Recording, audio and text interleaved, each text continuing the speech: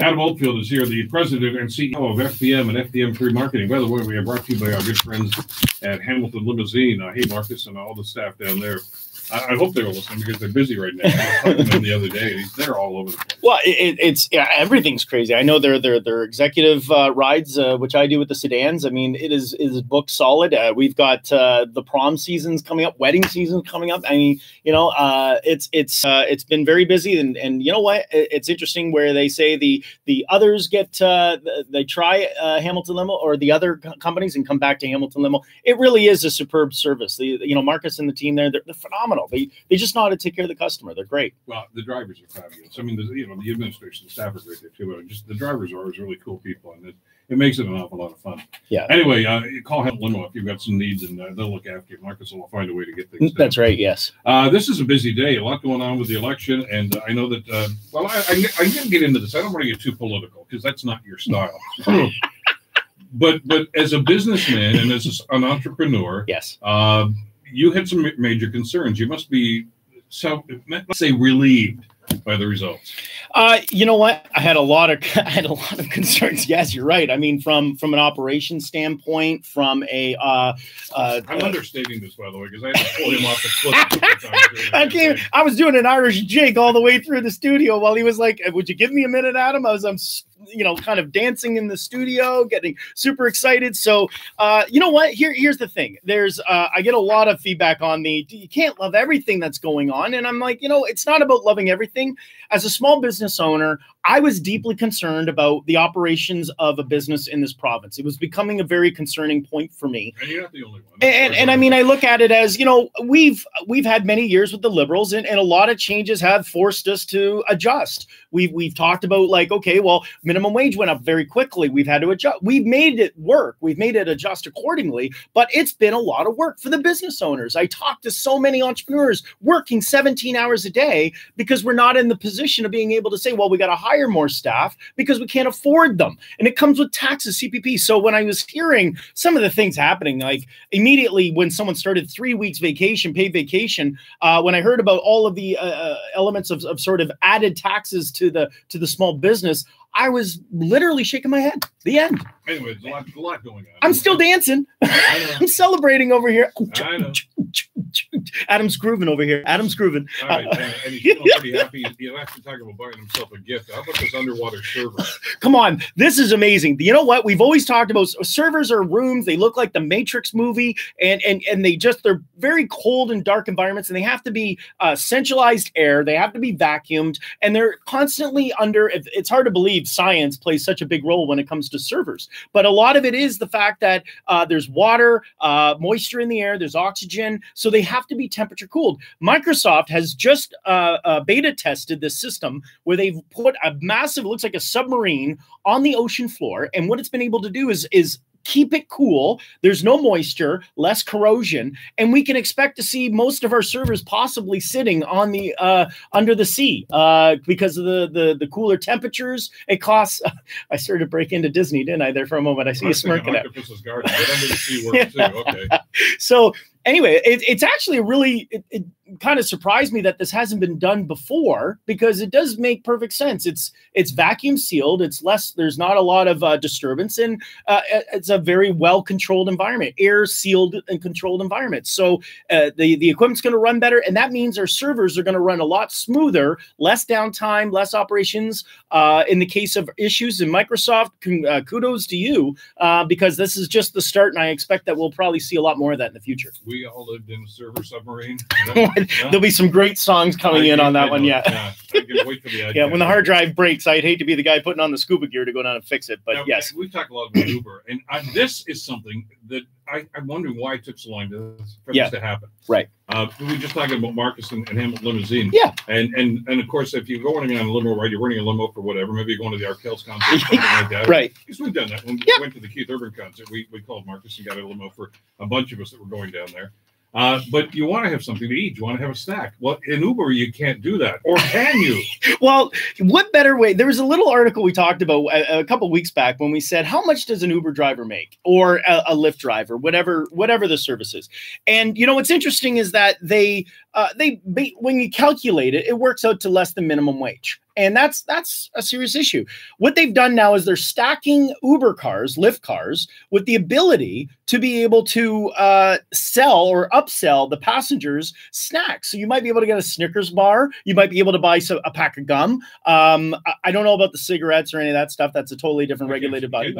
Yeah. So bottom line is they're going to be selling convenience items in the car in Uber, and they will get a percentage of what products are sold, a commission. So for every product sold, it's up to 25% they're going to be able to earn, which I thought was pretty phenomenal when you think about it. Now, this is a car. This is not just... Yes, that's right. Okay. Yep. So are they going to get those little bags of peanuts that the airlines give out with like 3 peanuts in it? I can't speak to what you're going to get specifically. I heard it was going to be chocolate bars, chips, and gum is going to be the start. And they're going to be launching this with the ability that most drivers will be able to make a little extra money on the side pertaining to the actual products people may ask for. So these are common products. These aren't like products you would look at and go, like you said, cigarette. You're not going to be like, hey, can I get a pack of smokes? It's going to be more of a bubble gum and chip kind of thing. Yeah, that's where it's not. Listen, well, we're still talking about Uber, and we had the discussion about Uber getting into the bike share competition. That's right, yes. And the competition for Uber now wants to do that. You know, it's amazing. We're going to see a lot more of that with the biking situation, where we've seen Hamilton, obviously, with a lot of street roads, bike ride, street riding, and everything else that's going on. We're seeing a lot more of the competition grow, and we're gonna indicate that there's going to be a lot more rental bikes in the community. I don't know about Hamilton, so to speak, but the competition's starting to see the benefits of what Uber's doing. We're going to see Lyft coming out to the market. We're going to see a lot more bike sharing systems that are going to be available to us. So the competition is going to get a lot harder when it comes to options when it comes to biking. And well, maybe Hamilton, but they're going to be coming to Toronto, some of the bigger cities, Hamilton eventually. Oh, it'll filter. I mean, I know they're very, very pleased with the Sobe bikes that they're using here in Hamilton. Yeah, they're great. But you're right. With success comes competition. That's right. Yes. And that's part of, and biking is becoming quite the popular thing these days. I was speaking with a gentleman in Vancouver. He bikes 100 kilometers a day, literally 100 kilometers a day, 50 kilometers to work and 50 kilometers back. And I mean, I had to feel really bad that I hope he has to change of clothes at the office. I was kind of surprised, but I mean, I'm thinking you must be in phenomenal health, but he's got arthritis, and this is his way of how to deal with it, is that keeping his body in motion is what helps him. Wheeling around downtown. I hustle. Yeah, I take the I've been trying to get a little more active. I'm on the rail trail. I love the ride, or the road segments in Hamilton, and ironically I use them. And I hear a lot of people come like, man, off the road. And I'm like, you know what? I actually really I think we need more of them. And to think me, Adam Oldfield, would be speaking of that. I believe they're a great thing and more people should be using them. So being able to take a bike and be able to have options quickly, it's like jumping in an Uber and moving on. I think they're a great option. There you go. There's the endorsement for it. Yeah. Speaking of competition, everybody is fearful of Amazon because they're just taking over everybody. I mean, everybody's falling by the wayside. But Walmart is going to go head to head with these guys. At least in one area. Well, this is interesting. Where we sit back and think, where do we get efficiencies down to a certain level? It becomes, it almost becomes ridiculous, actually. So Walmart has said, I get it. You don't want to download the app. I get it. You don't want to go on our website. I get it. You don't want to come to our store. So what they're doing now is it's called text to buy. Walmart has now introduced the ability that you can text. It's beta testing in the US, where you would text a bot, if you will. I'm looking for Tide dish detergent. The text will return a response with the price. You then say buy. You literally would text response buy, and it will now purchase the product based on your information, which you've pre-registered, and then it will know your address and will deliver it for you. So there's none of this searching. There's none of this finding. Think of it as almost like a Walmart personal ordering system. So you would, like most of us would want to buy a certain brand. And I think what Walmart has said is, if you're going to buy a Tide versus a Cheer, you're probably going to ask for the Tide product or whatever, the Downy products, whatever. So this is something they're saying, if you just ask, we'll tell you the price. If you accept, just text buy and we'll get it to you within so much time. So it's one of those new ways of how to speed up the buying process even quicker. So when we say, hey, pick up a bottle of milk or pick up some milk, this is something that's probably going to be just text milk buy, and it will be arriving at your house shortly. Is this underway already? It's already active. Yes, they're testing it. People tend to forget just how big Walmart is. Yeah, yeah, and they're testing it right now in about 3 cities. Their equivalent of Costco, of course. Yes, Sam's Place, which is the the big discount warehouse stuff down there. They have millions of customers. They have millions of customers, and literally taking a look at this option of the text to buy feature, I think could be revolutionary in regards to. So I found it kind of funny when I first read it, and I thought, oh, this is a good text thing. I'll have to talk about this on Techtalk, and then I'm like, you know what? This is really kind of handy when you really think about it. I just need to pick up 3 items real fast. And I just to drive to Walmart and pick them up, go through the cashier line. If I order it online, I got to search, I got to find, put it in the grocery cart. This actually could be something big. Who knew? Who knew this could be the future? Text messaging could actually be as big as this. People that listen to the show on a regular basis know one of my pet peeves is distracted driving, and yep. it's rampant and sadly, and it's not to be taken lightly because people die as a result of it. Yeah, and absolutely, it's a very frustrating thing. How do you stop it? How do you prevent it? The easy way is just say don't do it, but people do it anyway. Now there is a technology that might help. Well, the technology is a product called NATO, N-A-U-T-O. NATO, I guess, is a better pronunciation. Anyway, what they're doing is they're aiming to help prevent users that are driving be aware that they're distracted. And I think, we've got a system where the police are responsible for checking on us when it happens, and we will be fined aggressively by doing so. This product by NATO is actually, think of it as a dash cam. It sits on your rearview mirror and it watches you, and it's keeping an eye on what you're doing. And if it notices your eyes are off the road, or your actions are, you're checking your watch, which is now, by the way, distracted driving, you're touching something on your screen, it will notify you and say, like a loud, almost buzzer like X Factor, it will say, please be advised, you're being distracted. Focus on the road.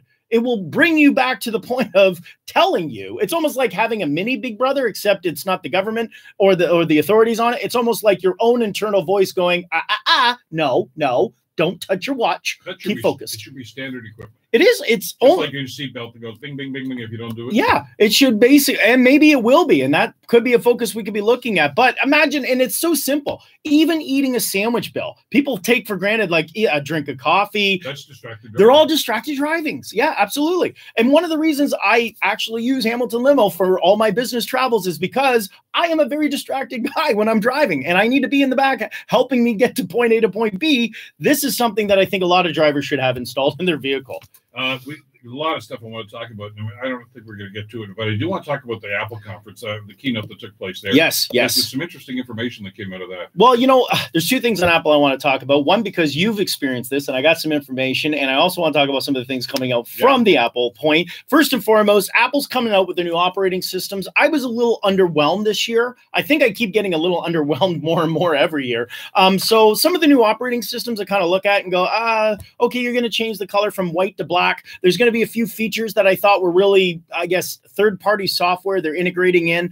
But the one thing I thought was intriguing is the iPhone. Really, they've got new software updates for older phones to be able to upgrade accordingly, so we don't have that slowdown feature. But Apple's got some serious problems on their hands, and we are not about to hear the end of it. In fact, I'm willing to bet every week on Techtalk, it's going to be a, what's that mean? And let me jump into that quickly while we still have time, is the Apple Watch. Bill, you've got this experience. I'll let you explain your situation. Still sitting in the car. I got to get it over to a dealership. But what happened? The face fell off. The face fell off, right? And I mean, I did not drop it. Okay. I know, and it's a couple of years old now, so there's a couple of scratches on the face of it. But I treat it well. I've not dropped it. I don't kick it around. Don't do anything. I went the I was just it's on my right hand because I'm left-handed. Yeah. I went to pick something up and it started to jib. I was like, "What's going on?" And I turned it over, and now it's still connected because there's a little cord there, Yeah, that's right. Yes, but that's it. It's gone. It's dead. Well, you and about 1.3 million others. After we spoke about this a week ago, it's not you. And we were talking about this last week when we were leaving the studio, and you were explaining to me about this, and I thought that is kind of weird. It seems awkward that would happen. I did a little research, and apparently there is going to be a class action lawsuit. They have already started 5. Where do I sign up? You are already part of it, sir. I have already got the Bill Kelly name all over this, and it is going to be a class action lawsuit. If you've got a smartwatch, this is a regular occurrence. Number one, the face falls out randomly. Number two, the dial comes apart. There's many other issues with this. So there's a class action I'll lawsuit. give you one other. Let me add something. Yeah. It becomes disconnected from my phone. Yes, and you tried. Yeah, I mean, you know a lot more about this stuff than I do. Yes, and I brought this thing in here, and I said it's not pairing anymore. Right. And you tried for half an hour and couldn't do it. It was, and this is, it's disconnecting. It's literally falling apart. So you may be able, I said to you, you probably will be able to get some support if you went to Apple. I know you will now, because there is anyone else out there with an Apple Watch or an Apple product, be advised there is a class action lawsuit against the Apple Watch right now for its inability to hold together, stay together, connect. And it's right now it's about $5 million. Now I understand How much Apple. of that do I get? Well, if you break it down to the 1.3 million, a whole 65 cents, but it's US, so that works out to almost like $275 Canadian. This is good. 65 cents. That's 65 cents American. That's right. I said $265 Canadian when you convert. So you take it to the Apple store. I would highly bring the case with you. If you Google it, you'll be able to see it. And you might be able to get full reimbursement on that. That would be good, because it looks just tacky with the duct tape on it right now. And, you know, I'm tired of explaining that to people.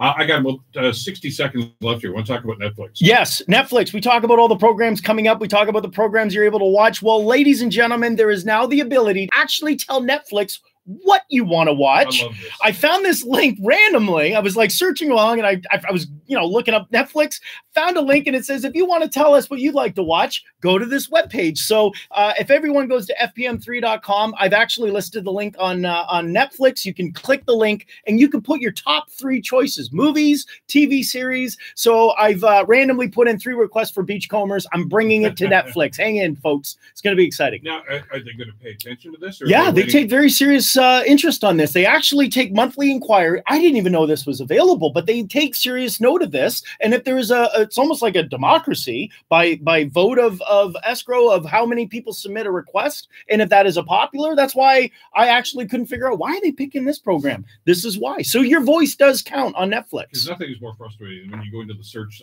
and I want to see such and such a movie. It's not there. It says not available. Yeah. It was there 6 months ago. Why'd you... Now it's gone? Yeah. Oh, okay. Now you have a choice. Yes. Back onto the island, I guess. We're out of time. Thanks so much for this. Thanks, Bill. We'll see you again next Friday. Tech Talk, we do this every Friday. It's brought to you by our good friends at Hamilton Limousine on 900 CHML.